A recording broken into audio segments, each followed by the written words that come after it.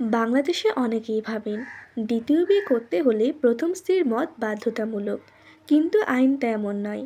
বাংলাদেশে নতুন আইন পাশ হয়েছে যেটা বলে দ্বিতীয় বিয়ের জন্য প্রথম স্ত্রীর অনুমতি লাগবে না।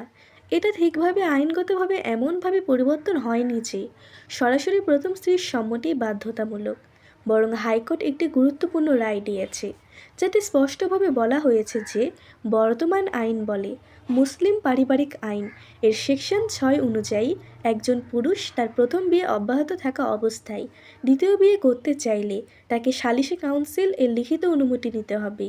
এটা একটি বাধ্যতামূলক শর্ত।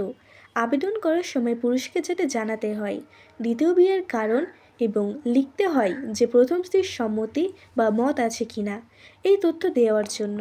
কিন্তু আইনটি সরাসরি বলে না যে প্রথম স্ত্রীর সম্মতি থাকতেই হবে বা সেটা বাধ্যতামূলক।